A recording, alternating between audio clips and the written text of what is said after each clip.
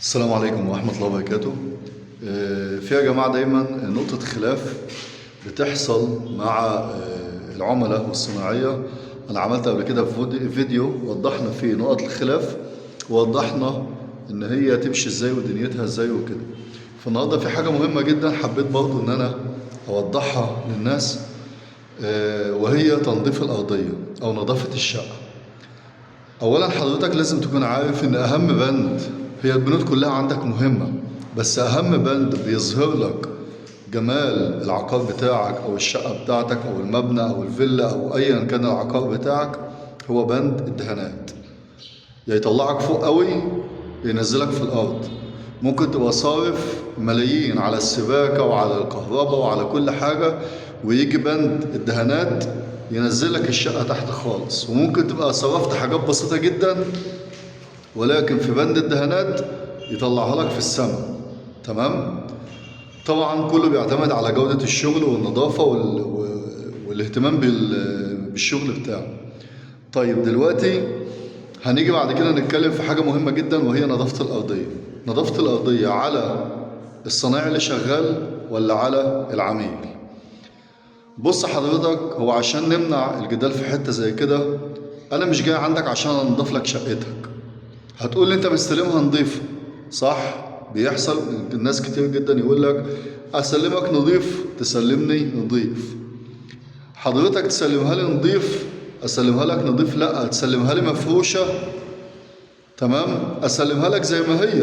أنت بتفرش الشقة بتاعتك علشان تحافظ على السيراميك بتاعك وعلشان ان انت ما يتبهدلش او كده.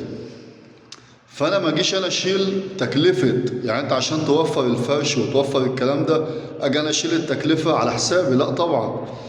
انت دلوقتي عشان تفرش الارضية مشمع او كرتون او ايا كان هتكلفك لا يقل عن 1000 جنيه، لا يقل، لكن هيزيد عن 1000 عشان تغلف الأرضية بالمشمع أو تغلفها بالكرتون. شوف هتاخد لك في الشقة أقل حاجة خالص 3 بكرات كرتون، شوف هيعملوا كام، هيخشوا في 1000 جنيه لوحدهم.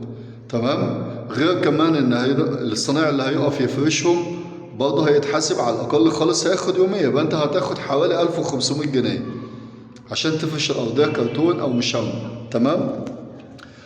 طيب جه سين من الناس اشتغل وجه في الاخر خلصنا الشقة والراجل نظفها لك. فانا هتكلم، هو واجب على الصنايعي ان هو ينظفها، وواجب على حضرتك ان انت تحاسبه على النظافة ديت.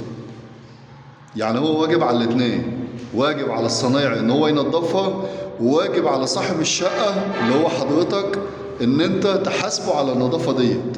لان الراجل وقف مثلا 1 أو 2 أو 3 نظفوا الارضية ودفع لهم يوميات على حسابه. يا اخي على الاقل خالص ادفع يوميات الناس اللي اشتغلت. انت استلمت شقتك نظيفة ومسيقها لك ومروقها لك، يبقى انت تدفع حساب اليوميات ديت. غير الإكرامية، ما تديش لحد إكرامية وتقول أنا كده حسبتهم، لأ، أنت اديت لهم الإكرامية ديت من جيبك ليهم هم، لكن كده صاحب الشغل خسران في إن هو يوقف مثلا 2 أو 3 ينظفوا لك الأرضية وهو دافع يومياتهم من جيبه. يا إما حضرتك تفرشها كرتون وتسلمها لي مفروشة كرتون، وأنا هخلص وأمشي وهتجيب واحد تاني برضه يشيل لك الكرتون ويسيق لك الأرضية. طب ما انا بوفر عليك المجهود ده كله وبسلمك الشقة نظيفة متسيقة على سنجة 10 على الفرش بتاعك، ان انت تحط فرشك وتقعد.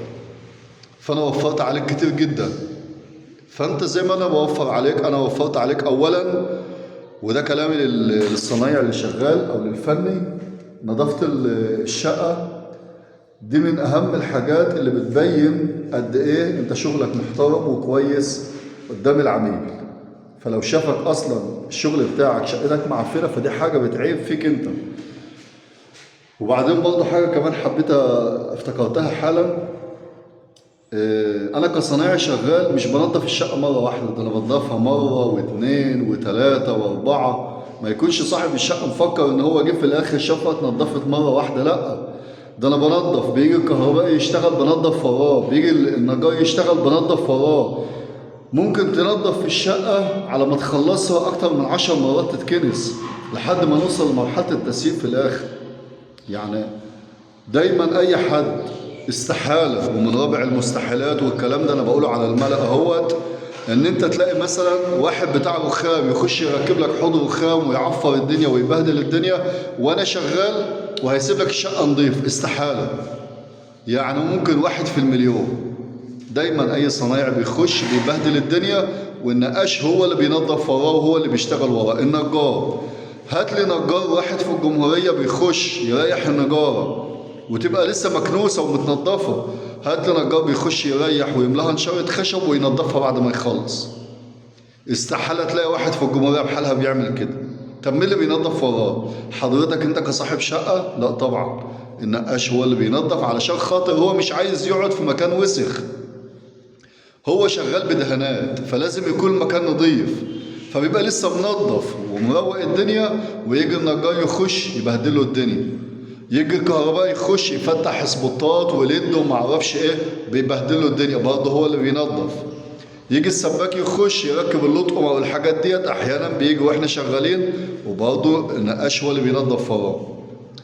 فالقصد ان حضرتك النقاش بينظف الشقة، مش عايز ابالغ والله، واكتر من 10 مرات لحد ما نوصل للمرحلة النهائية. يعني احنا مثلا بنخش اول حاجة خالص بنواشم وبننظف الشقة كلها ونكنسها، وبعد كده بنمعجن ونصنفر ونرجع نكنس تاني علشان خاطر ان احنا نشتغل البطانة بتاعتنا على نظافة، ويومين ثلاثة وبنرجع نكنس تاني. ده لو مفيش نجار دخل ولا كهربائي ولا بتاع رخام ولا اي حد. تمام. فخلاصة الكلام هو نظافة الأرضية واجب على الاتنين. يا عبدو، صباح الفل، عامل ايه؟ نظافة الأرضية واجب على الاتنين، واجب على الصنايعي اللي شغال، وواجب على حضرتك كصاحب شقة إن أنت تدفع له حق النظافة ديت. عشان خاطر الراجل ما تخسروش. بعيد عن إكرامية الناس، إكرامية الناس دي حاجة بتبقى ذوقيا، اديتهم ما اديتهمش دي حاجة ذوقيا بترجع لحضرتك. تمام. فاحنا كده وضحنا هو النقطتين، ان الموضوع واجب على الطرفين الاثنين. فبس بيكون تقدير وبيكون برضه بالحب وبالتراضي، ما يكونش فيه شد وجذب في موضوع في حاجة زي كده. لكن ان الصنايعي يسيبها وسخة ويمشي، لا. احنا هنا هو شغالين الأرضية كلها وسخة اهي، بنلم الجرادل بتاعتنا كلها على جنب، لو في اي بواقي بنحطها في مكانها. بننظف شقتنا بنسلمها في الاخر زي عايزة العروسة، عايزة بس العروسة تخش تفرش شقتها وخلاص. فأتمنى يكون الموضوع ده ما يكونش يزعل الطرفين الاثنين الكلام اللي أنا قلته، وإن يكون يعني يكون الكلام منطقي. وما اتمناش طبعا إن حد يزعل مني، سواء عميل أو سواء صنايعي أو حد يكون بيتابعني على القناة بتاعتي. استودعكم الله والسلام عليكم ورحمة الله وبركاته. لو في أي سؤال في أي حاجة سيبوها لنا في الكومنت وإن شاء الله هنرد عليها. ارجعوا للحاج ابراهيم على طول.